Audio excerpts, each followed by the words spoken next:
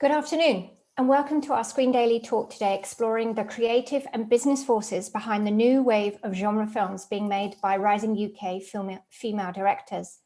We are delighted to be doing this talk today in partnership with the Dinard Festival of British Film, which is being live streamed into a Dinard cinema this afternoon. For their benefit, I will launch briefly into French to welcome our audience there. Bonjour, je suis Louise Tutt, la rédactrice en chef adjointe de Screen International. Bienvenue à ce webinaire au ScreenDaily Talk dédié à la nouvelle vague de films de genre réalisés par la réalisatrice britannique, dans laquelle on va explorer les forces créatives et commerciales derrière ce phénomène. Nous sommes ravis d'être en partenariat avec le Dinard Festival de films britannique pour cette conversation qui sera projetée en direct dans un cinéma de Dinard cet après-midi. Bonjour. Right, that was very likely a horror show all of my own, so I won't do that again. So Dinard, the Festival of Dinard, with Dominique Green at the helm this year, accessible director, is hosting a special focus on horror films directed by women and is screening Corinna Faith's The Power, Prano Bailey Bond's Censor, Martyrs Lane by Ruth Platt, and The Banquet by Ruth Paxton. And we are delighted that writer-director Corinna Faith can be with us on Zoom today to talk about her fantastic feature debut, The Power, which is now streaming on Shudder. And Corinna was meant to be in Dinard, but unfortunately she's got COVID and has had to isolate at home in the UK. She's joined by Lizzie Francke, editor-at-large at the BFI Film Fund, which backed The Power, as well as Martyrs Lane and Censor, and who I know is a big personal fan of genre. And finally, we're thrilled that Sophie Green is also joining us. She's very kindly zooming in from a holiday. Sophie is another genre fan, but for the purpose of this talk, she's also the head of acquisitions and development at the London-based international sales agent Bankside Films. Bankside specializes in what can be described as authored genre films and is handling at the moment 2 films by exciting Irish female directors, Natalie Biancheri's Wolf and Kate Dolan's You're Not My Mother. As we're hopefully going to understand a bit more about what's driving this new genre wave and the international market for these films, I'd like to start at the beginning by asking Corinna a little bit about how The Power came together, your inspiration for it, Corinna, and how you went on to pitch it to funders and to partners like Altitude, and if you always conceived it as a ghost story. The project came about really because I was actively looking for a horror script to write and trying to think about something connective enough to me, which is actually quite hard to come by. I'd had a previous horror script which got close to being made but didn't actually get made.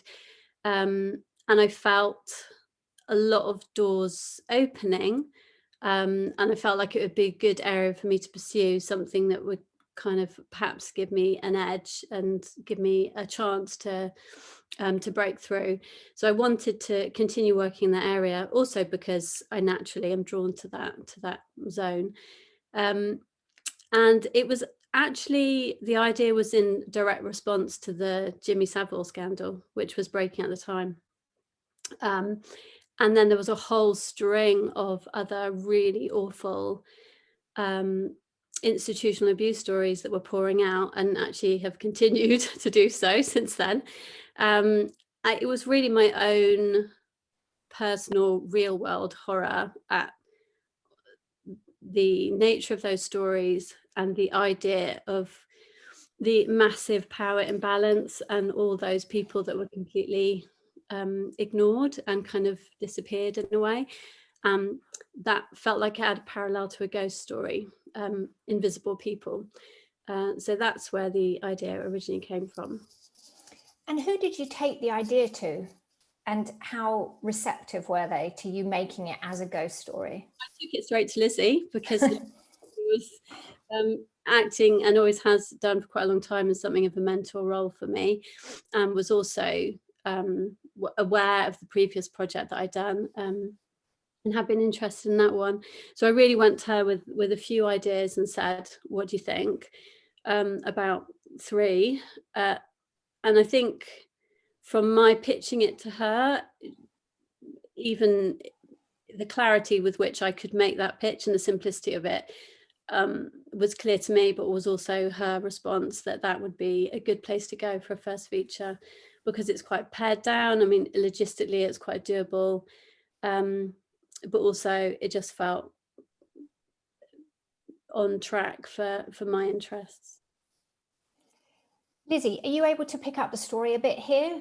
With a film like Corinna's The Power, how did you then take it to other partners? And well, I think we have to remember, I always have to cage this, frame this thing that it's, we're as a fund, we don't normally take pitches, but what Corinna and I had a friendship out of the fact that we developed something previously when I was at the Film Council, and that was a project that had great strengths, but at the time didn't, as Corinna said, didn't quite land with financiers.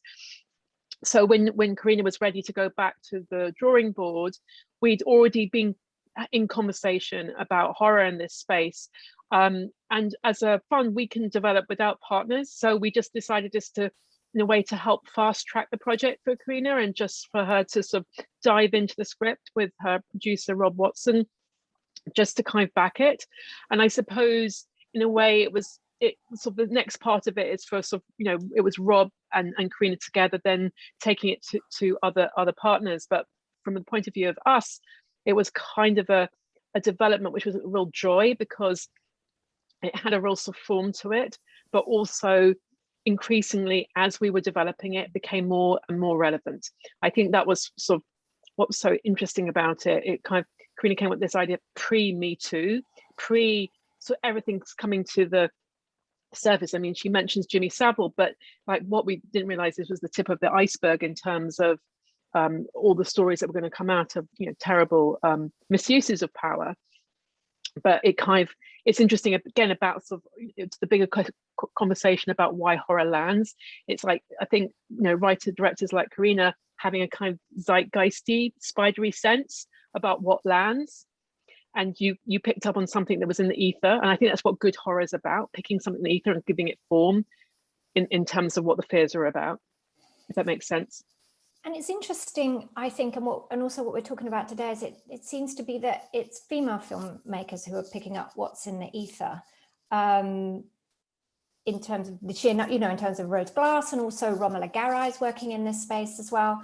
And these horror stories, I guess they're representing a move away from the UK tradition of social realist issue-based filmmaking to one that uses these tropes of horror to tell an issue story. And I guess Remy Weeks did it too with His House.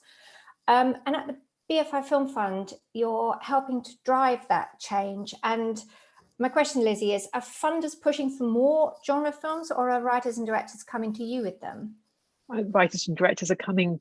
I mean, we're an open gate, but what we're finding is that people are exploring these ideas through the form of genre, which is a smart thing to be doing because it has obviously a more direct connection with audience.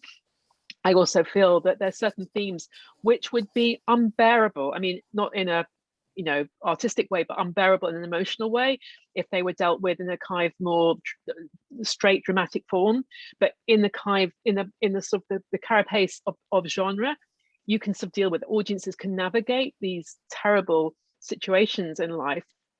And obviously, whether it's mental illness or whether it's fear of death or whether it's bereavement, I feel that ghost stories, horror stories can deal with it in a way that gives you a bit of a release. And I think that's again why we're in an era where we're consuming these stories again with a big appetite, because we're the real world is so, in a way, very obvious to say, the real world is so full of real fear at the moment, that to have a release through the devices of good genre storytelling just helps contain these things. And Sophie, at Bankside, are you finding something similar? Are you actively going out looking for genre films, or do you find there are more genre films out there?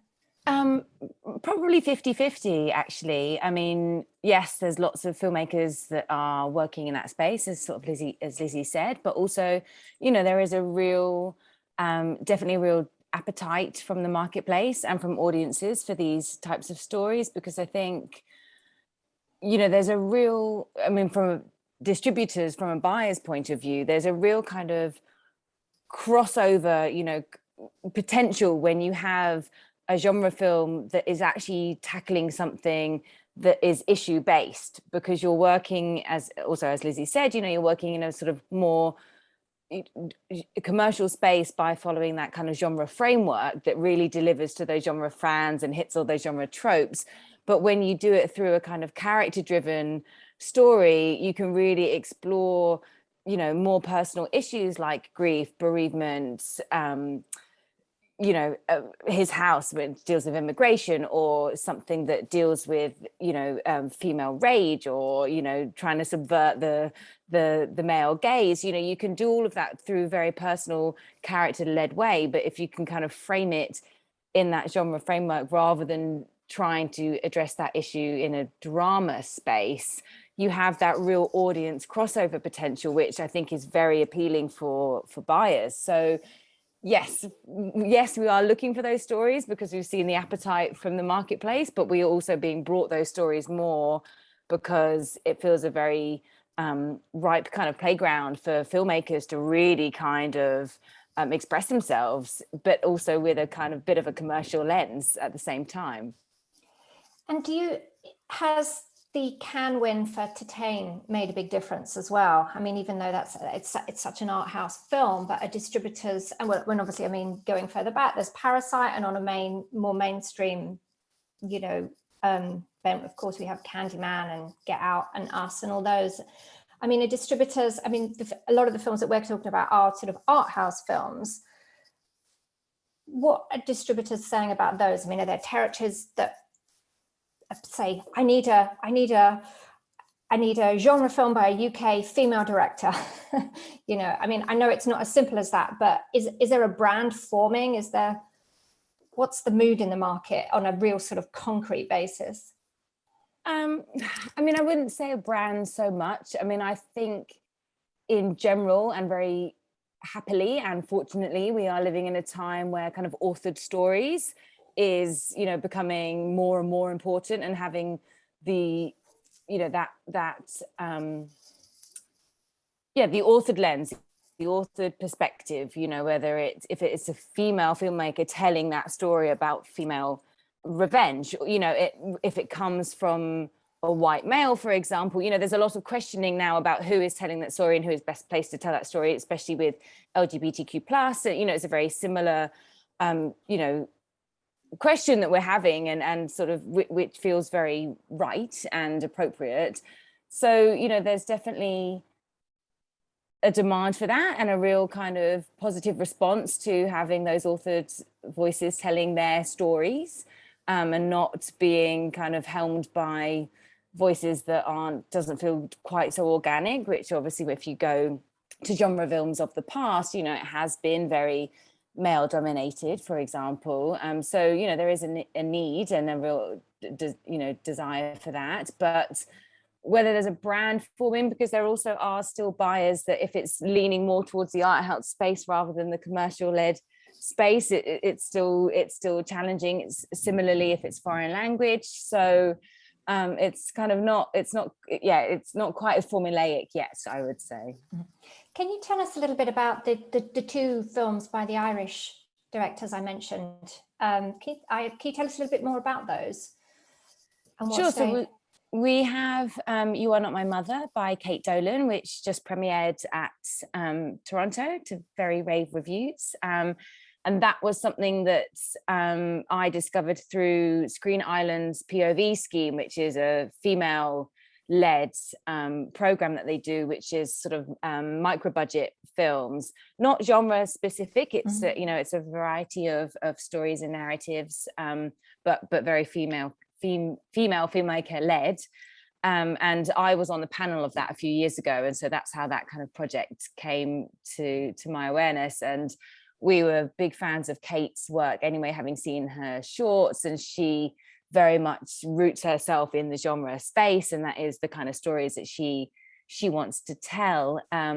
So that's how we kind of boarded that, but we boarded very early, and we have a fantastic relationship with the producers, Fantastic Films, and so we boarded kind of sort of late stage development, but very early pre, so we were on board still at quite script stage, so we were with them through the casting process and the financing process. And then of course it's just played at Toronto. And then Wolf, similarly, it came through relationships. So we knew the producer and the filmmaker very well, and had been tracking the project for a long time because of that. So then when they finally were ready to share it, we jumped at the opportunity because we loved it. But they both, as we were just speaking to, you know, they both wonderfully work in a genre framework, but are really exploring deeper issues. You know, Wolf is about identity, it's about finding your place in the world, it's about prejudice, it's, you know, about understanding what it is to be human. And You Are Not My Mother is about sort of parental guilt, it's about generations of females. It's also, you know, there's a very kind of rich Irish folklore mythology about the story of the changeling. So there's that undertone about sort of witchcraft and paganism and folklore simmering underneath these 3 generations of women, but at the heart it really is about female bonds and female ties and you know, generational inheritance, I suppose. So they were really excited us because they felt very authored for that reason, but still really rooted in the genre world. And they feel like they'll be able to connect with audiences, because I wanted to ask you about the sort of the growth in social media. And Lizzie, could you speak to how relevant you think this is to this new wave, that now these films can find their audience? I think there's been a fantastic sort of growth and development in maybe the last 10 years, it feels, but there's been a decade of incredible film clubs and now sort of Twitter accounts. You know, if you think about the last Girls, all these sort of I suppose fan groups, and obviously they kind of have an accumulative effect because they talk to each other. The fan base can really carry a film. I've noticed that when Corinna's film The Power dropped onto Shudder, there was this kind of immense Twitter chat, and you could sort of see the film finding new audiences or connecting internationally, and that was really exciting. I think Corinna can talk to that because she was in the sort of middle of it all when the film launched, and being part of that kind of Twitter, being carried by a fan base. So I do think that has made an immense difference. Obviously, horror's been sort of, in terms of having those moments through the year, whether it's Stitches or Fantastic or the other great horror film festivals, they're kind of important places to nourish the audience base. And I just think that's always been the case with horror. That's always kind of carried it, but now it can kind of carry it more efficiently because that audience can be mobilized more quickly. And I think that's had a huge impact. And also things like Shudder as a specialized film channel, doing great work and acquiring great titles and sort of, creating kind of, in a way, all year round horror film fest, playing both new work and classics, I think has also had an important role in terms of bringing the horror sorority together. Corinna, do you feel like you have a personal connection with your audience? I mean, does social media give you that, or? Yeah, it really did, actually. It was, I wasn't aware how big a part of the experience that was going to be, and having a film play on Shudder is like joining a massive club, a massive kind of social media movement, which was really fun and really exciting. And then off that, there's just a ton of other subgroups and fans of the genre. And it was an incredibly welcoming, unjudgmental, celebratory scene, and really interesting conversations often. So yeah, that was an unexpected joy, actually, of the whole thing. It felt very good. Sorry, carry on, Lizzie. I was just nodding, yes, in acknowledgement. But it was just exciting, even just from the point of view of looking at what the phenomenon when a film sort of kind of has that subtraction. It's great. It's spontaneous. It comes, it has its and own and also momentum. Sometimes things take a longer time to be discovered, but you just feel that they're at least places people can go to now and find what that which nourishes them, the dark side. But it's perhaps another an interesting thing about working in the genre space as well, is that it was a reminder of how easily it can cross cultural boundaries, and that I was having really interesting conversations with people in India, or in places that I didn't necessarily expect it to translate for a quintessentially quite British story. But there's something about the genre form, the medium of it, and maybe the kind of intensity of the themes, and that you're often touching on the human experience at the most extreme level, that means it can transcend. And that was another real brilliant surprise. Do you see yourself as a genre director, Corinna? Is that, will your next film be in, a similar space? Or I know that some directors absolutely don't want to be, well, they don't want to be labeled as anything, but which is completely understandable. How do you see yourself? Is it helpful? I have no problem being labelled as that because I love genre films. I probably see myself as a storyteller in my own head more than anything else, and would always be looking, if I was excited by a story that landed in my mind, be looking for the right form to tell it in, which I think for The Power, that was the right form. But yeah, I hope that my next projects will be genre projects, because I'm definitely done with that that journey. Can you tell us anything about projects you have in the works yet, or? They're all early stage. They are all genre projects. I'm just about to start writing another script with BFI backing. More centric themes, I'd say. I mean, personally, since the pandemic began and, the last 18 months or so, I mean, I found myself drawn to horror films in a way I haven't since I was a teenager. And I know that, with this crowd here, you've always been fond of genre films, so I won't necessarily ask if it's the same for you, but I will ask if it's something that you've heard before, if, you think the audience in the last 18 months, due to what's happening in the world around us, is engaging more with horror. Sophie, is that something you can identify with, or you've heard, or friends, colleagues, or through the business? Personally, no. I mean, I wouldn't say there's necessarily an increase. I mean, from our point of view, I mean, genre generally always works. There's always an appetite. Because generally it is more overtly commercial, following that framework, following those tropes that very much delivers to audiences. They have an expectation of what that genre might be, and therefore they want to go and see that.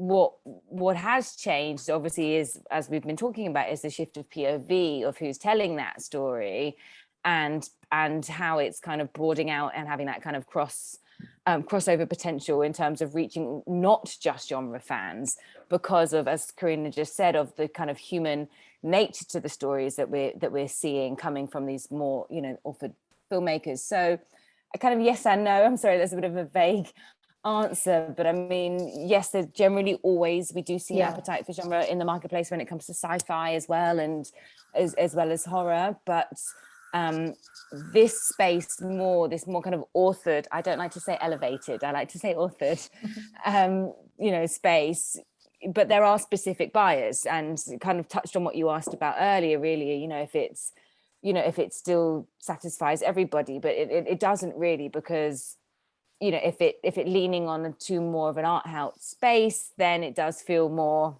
of an art house, but what you do have is that crossover potential. So yes, it's kind of not quite 50-50 in its expanse, but we do always see an appetite for genre, but there is a real difference between the more kind of straight commercial offering that we're used to seeing versus this space that we're in, this exciting space that we're in now, that feels more authored, and that does feel more like more tailored markets and buyers.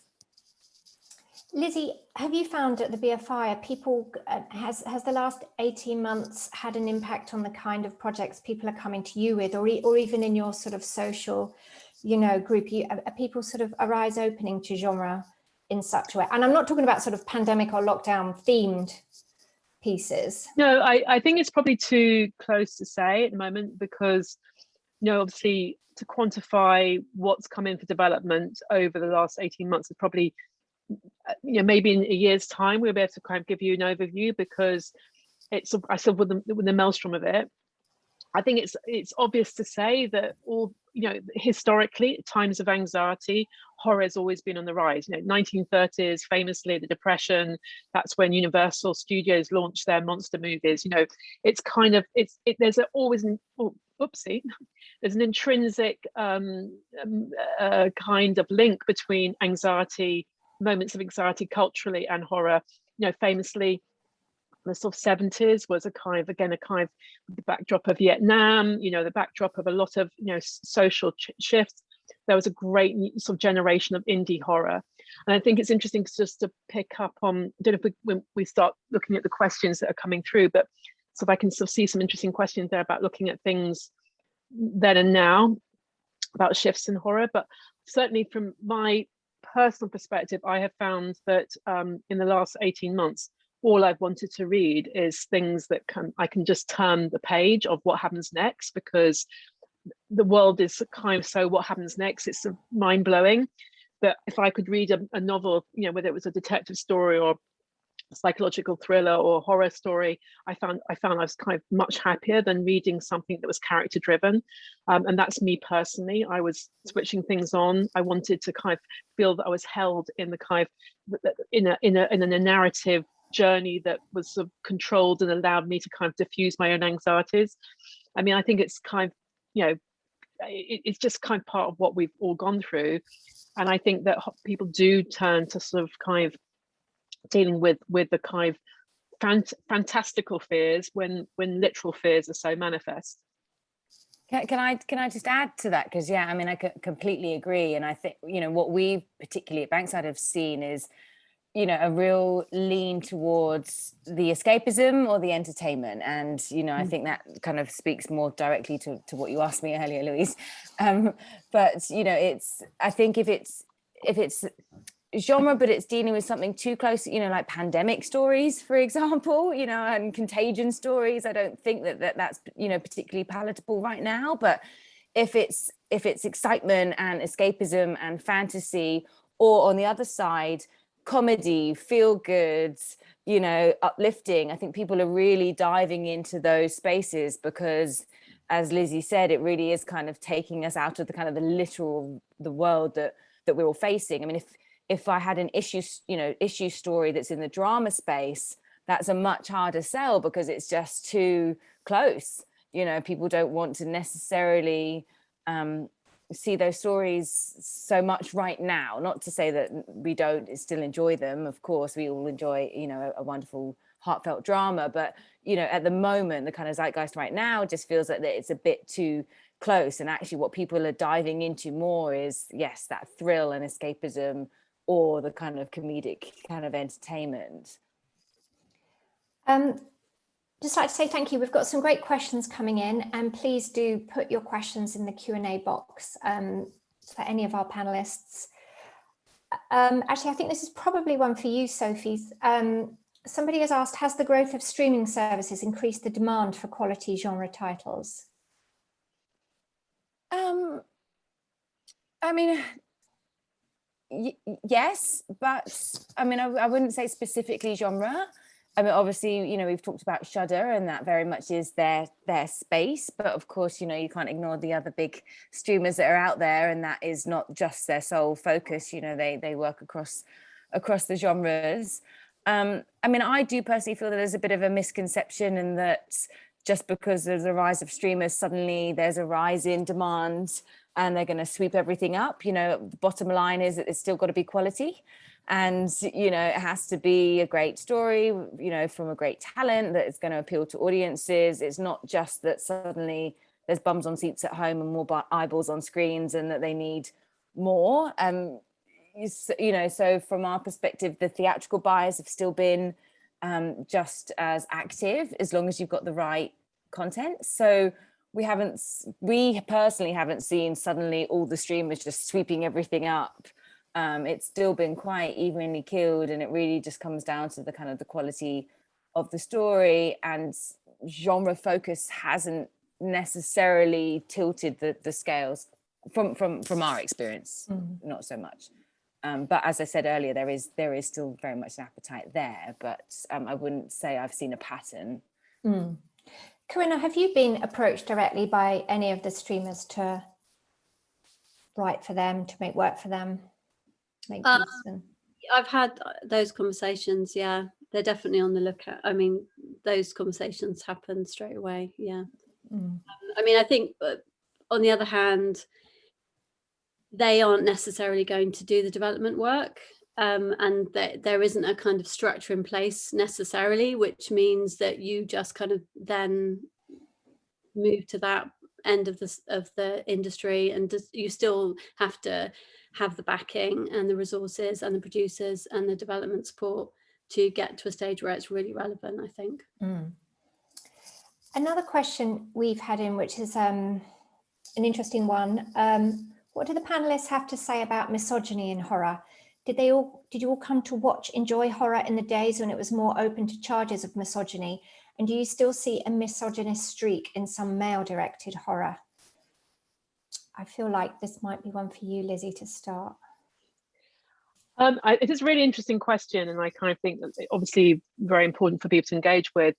I think for me, there's a fantastic academic book called Men, Women and Chainsaws that was written in 1991, so 30 years ago, but it's incredibly helpful to think about what's going on in horror, and it's sort of not as simple as the literal story. And I think we have to remember that actually, you know, the whole rise of the final girl is kind of has a very interesting trajectory in terms of what was going on in, again, reflecting on sort of 70s slasher movies. It wasn't quite as simple as basically a woman under a knife. There's a far more complex thing going on. And I think we have to remember that horror is a kind of dreamscape. And as we all know, in dreams, you know, a pipe is not a pipe, you know, we have to be sort of more dig into things. And I suppose I've never worried about it because I always treat a film text as a kind of weird dream, and therefore I don't read it as a literal assault on me. You know, I don't read it as a literal assault on a female body. The female body is representing a range of things, and including, as Carol Clover talks about, also the male body. You know, she's really interesting about that. So the person who asked that question, I think it'd be really interesting for them to look at that book. It's a very accessible academic book, thinking about what was going on in those films.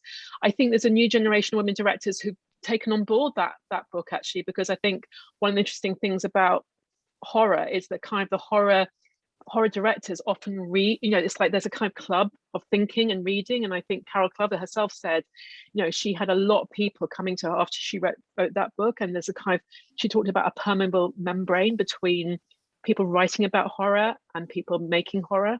And I think that's also really interesting. So I wouldn't sort of say it's a simple, it's not to me a simple answer. But I think there's probably more of a kind of a conscious framework that people are making horror films in now. I mean, obviously that's what Censor is completely about, in a very in a very, very clear way, navigating what was, you know, going on in those films. But I came to horror because I was excited about what it was politically doing and allegorically doing. So I always treat horror as a kind of allegory rather than literal. If that's a very long-winded answer, I apologise. Not at all, thank you.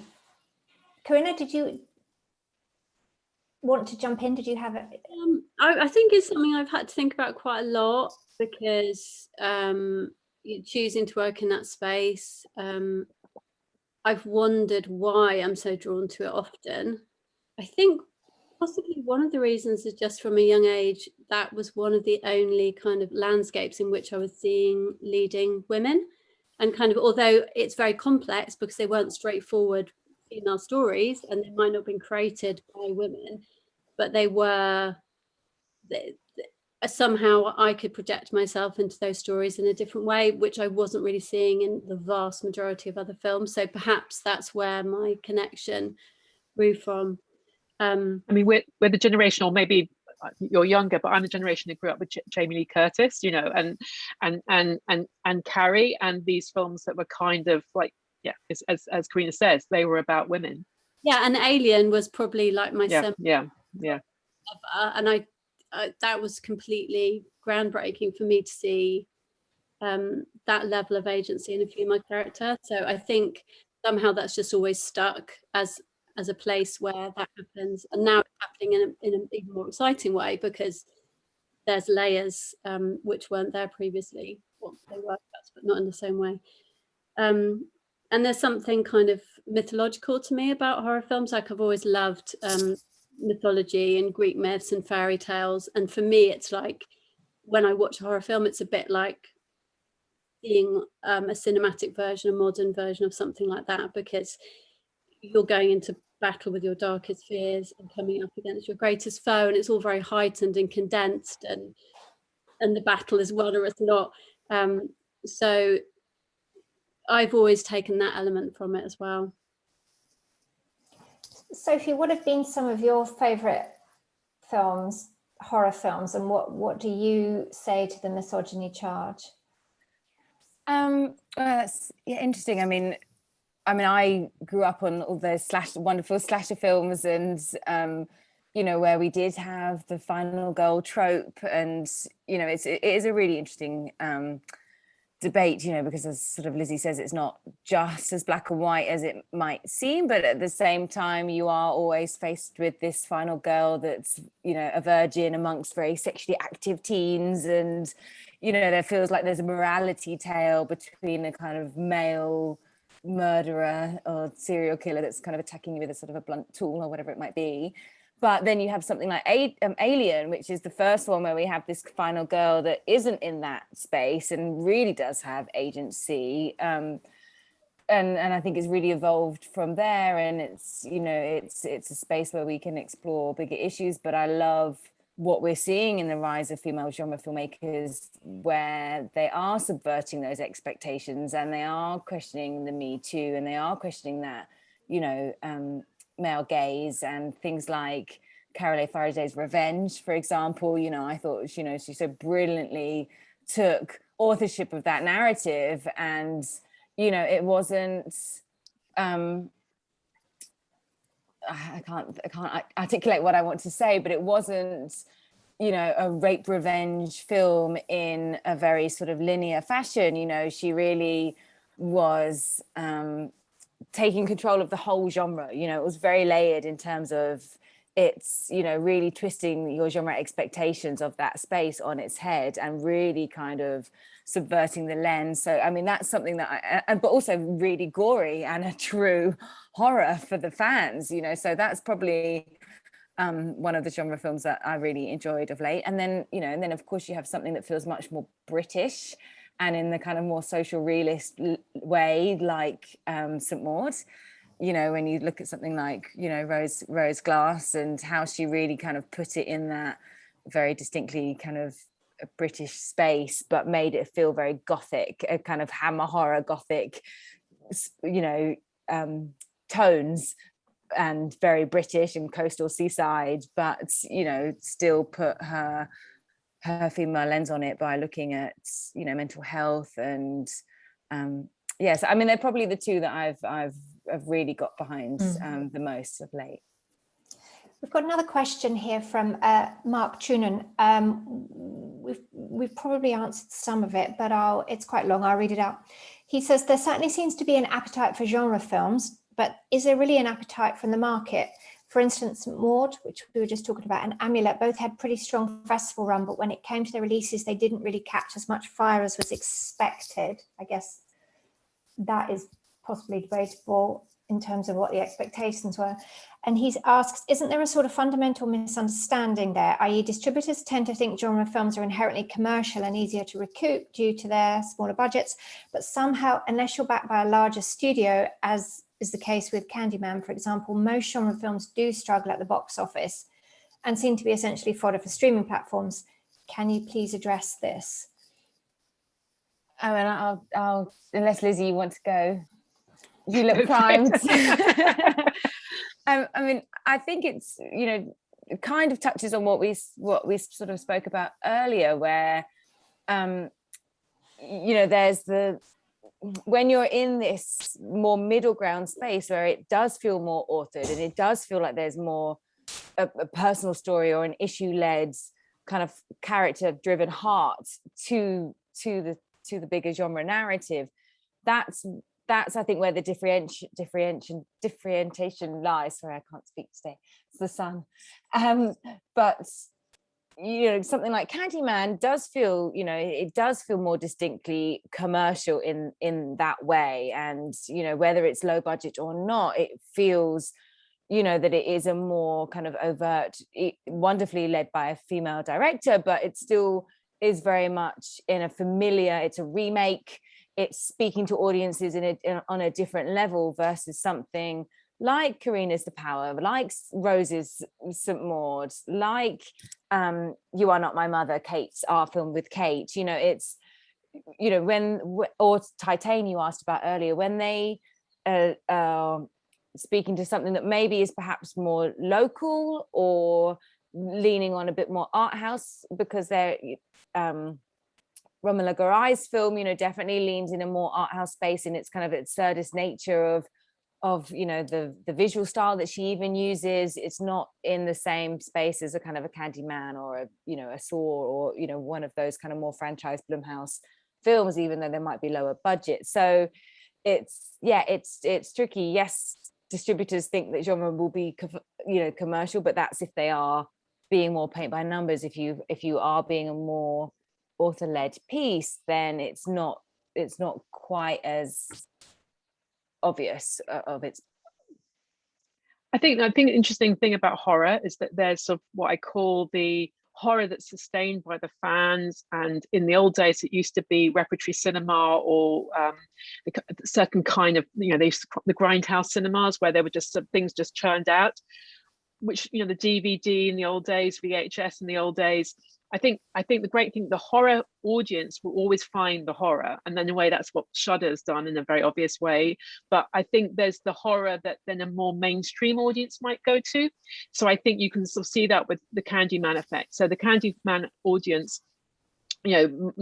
of that, some of them might be hardcore horror fans, but there'll also be people going, because it's the event movie. It's because of the actors in it, because it's got Jordan Peele attached, and they might have really enjoyed Get Out or Us, but it might be the only 3 horror films they've seen in the last 5 years. Whereas there's the audience who consistently, are curious and have usually have a huge compendium of knowledge about horror as well. And sort of kind of, in a way, horror is interesting because it has those 2 audiences, and that we have these moments in history where suddenly those 2 audiences conflate, and then it might sort of go in a different direction. It will just be the continued people who kind of got that appetite, because not everyone has got an appetite for horror, but it's more likely that sort of fellow traveler will go and see Candyman than the films we're talking about, because Candyman has got the sort of has got that big studio push, and it's the film to go and see that week, if that makes sense. We've got a question from James Cannon. I think again probably for you, Sophie, which I sort of asked you in a roundabout way, so you may feel that you've addressed, but I think he's more blunt. He says, which territories do these female-led genre films sell well to, and which are most challenging? Oh, that's the $1 million question. I think, as Lizzie, lots of mainstream, audience markets. So, they generally work very well in the US. Also Latin America, love horror. Our film, The Hole in the Ground, did fantastically well in Latin America. But, parts of Asia, big genre fans, but it also, again, depends on the nature of the story.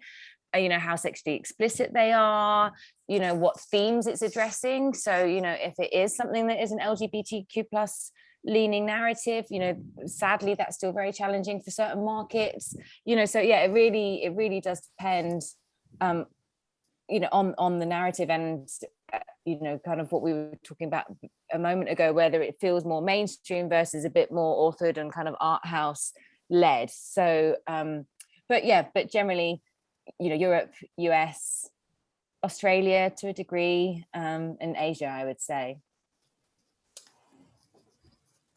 Unless anybody else has anything probably on territories that sell well, I think that's probably just one for you, Sophie. Thank you for that.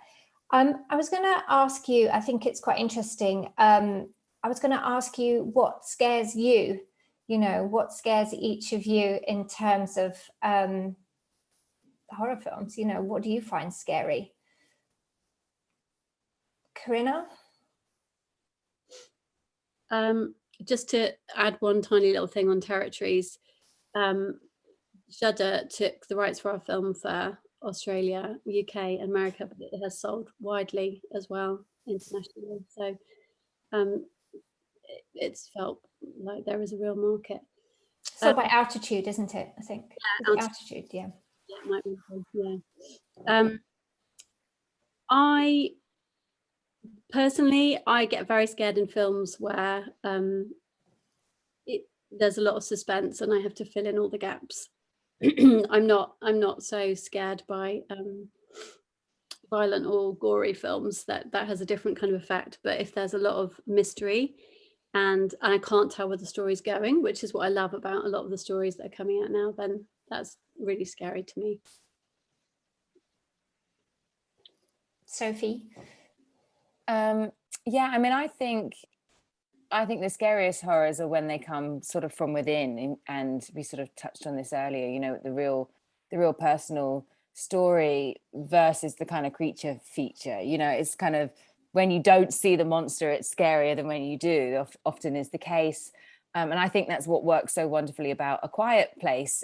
Even though it is a kind of alien monster movie, actually what we're really following is the heart of this family, and it's about suspense, and it's a survival film essentially about, are we gonna get through this? And I think when the fears come from within, whether it's dealing like something like The Shining, or whether it's dealing with kind of personal grief or trauma or loss, I think they tend to be the Babadook, depression. I think when it's kind of holding that mirror up to society but working within a genre framework, I think that they tend to be the scariest stories for me. Lizzie, what scares you? I've always been creeped out by anything to do with the demonic, the other, the ultimate other. I mean, I can still look at The Exorcist and kind of feel really queasy.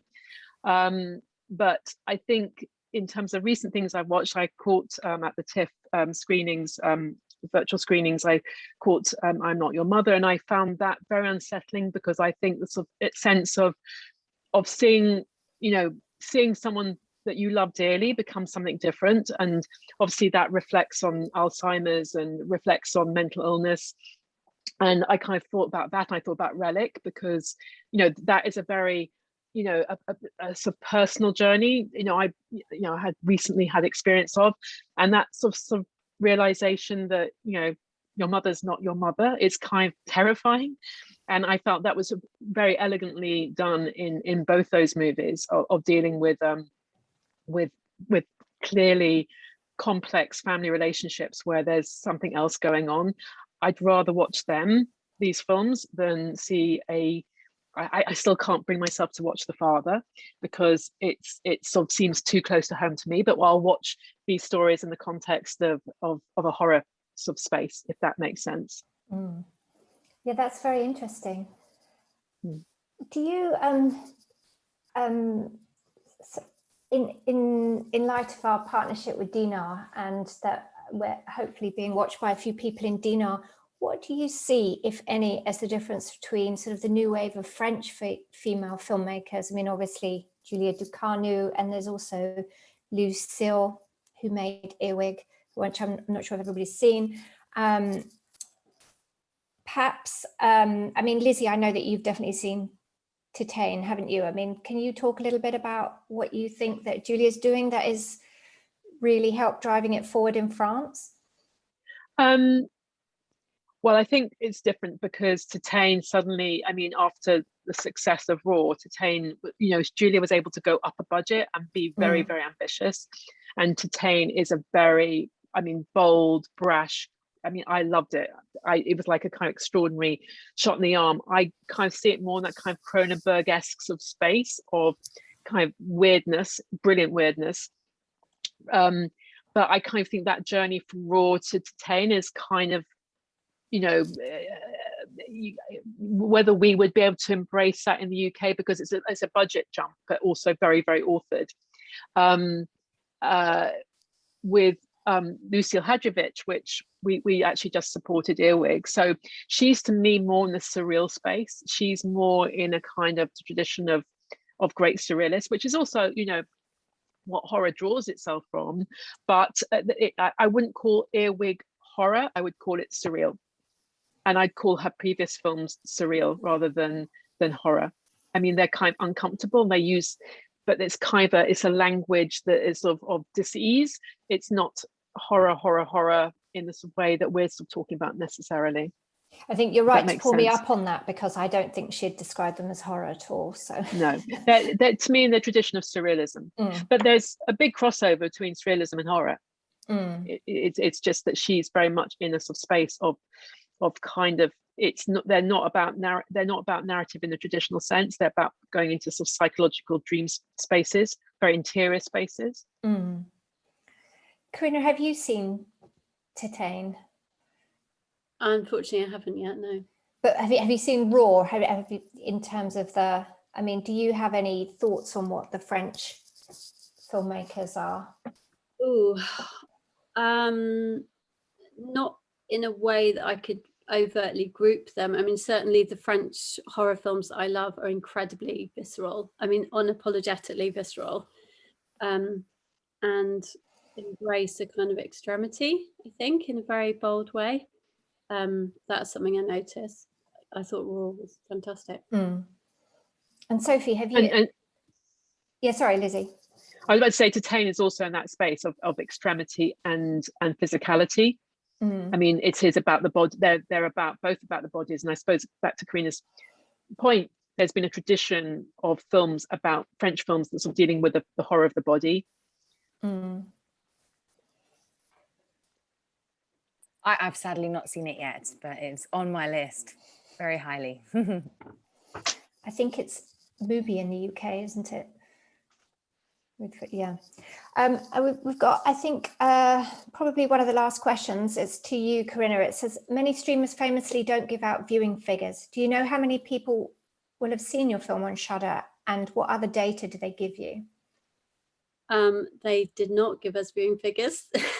We know that we performed very well, was the most watched film for the first few weeks that it was on, and then after that we don't know. So yeah, that's just a bit of a strange thing about that part of the experience, but it's been an interesting journey. It wasn't the one we expected. It was very much kind of born out of COVID. Going on to a streamer straight away instead of having the cinematic part of the journey has meant it's been more slow burn, but it's kind of what I've noticed, it's still growing an audience in different places in different ways. Just doesn't happen in one big go. I'm sure as a kid, I'm just about to say, as a kid, I would have loved that opportunity, because I think I came to horror in an age where of VHS, and it was like I could watch stuff at home, and I didn't have to sort of necessarily go out to cinema on my own, because I didn't have many friends who had the same enthusiasm for horror as I did. So I was able to sort of kind of just, voraciously go through stuff. And I think that sort of or again, find little things on TV, in terms of old horror. But I think for me, that sort of sense of being able to watch horror on my own is actually, or choose to watch it during the daytime. If I which I did when I was younger, because I didn't want to freak myself out too much. Of course, the experience of going to horror films collectively en masse is wonderful. And when I was 13, 14, it was a rite of passage. But I think the thing of being able to watch horror at home is also a really good space. It's kind of bringing the horror home is okay. We've probably got a few writers and directors and producers listening. So I wonder if we could finish by perhaps some advice for them, because I guess on both sides, in terms of, like, Lizzie, Sophie, perhaps you're being inundated by genre scripts now, and perhaps there's or perhaps not, perhaps you want to call out for more, but like, what would your advice be, or what do people tend to maybe get wrong with genre or think it's easy? Or a bit of advice that was given to me about horror is that when you're making it, everyone has to love it. Everyone involved has to love it. You can't do horror as a cynical exercise. So I think I sort of have a detection when people want to make a horror film because they think it's the thing that's going to make them money, or it's that to me is cynical horror. It's about really wanting to tell that story in a particular place and space, and everyone just loving it. Everyone's got to get it. It's like a religion. It's got to be kind of like everyone's got to be true believers. Completely agree. And also I would just add about thinking about the point of difference. It's a very crowded marketplace, and what is it about your story that this isn't just genre, this isn't just horror, of course, but it's what about your story that deserves to be told and that audiences are going to want to see. But particularly when you're working in the genre space, that is so tried and tested, that fans have expectations and they are going to see it because they want to be served those beats. It's about how you can still deliver to those but also subvert the expectation and reach more broadly. Something like His House is a great example of that. I know it's a male filmmaker, but St. Maud equally so. And it's about loving it, really meaningfully wanting to tell that story, as Lizzie said, and it being horror being the right vehicle in which to do that versus it being drama, but also really thinking about how it's going to stand out and kind of cut through the crowded marketplace, because it is a very crowded space. Corinna, do you have any advice as someone who's spent many years working on writing and directing? I think ultimately what is really disturbing to you and what really kind of resonates in your head is disturbing to other people as well. So it can be, because it's such a complex landscape to navigate in terms of tropes, trying to make them your own while still kind of delivering on them, just maintaining your own sense of what matters in the story and what you find disturbing and scary as you go through. Well, thank you very much, everyone. I think on that note, thank you to everyone for listening and for joining in, for some great questions. We always put these recordings up on Screen's YouTube channel as well, if you want to watch it again. And I would like to thank everyone in Dinard and to say au revoir and see you at the next Screen Daily Talk.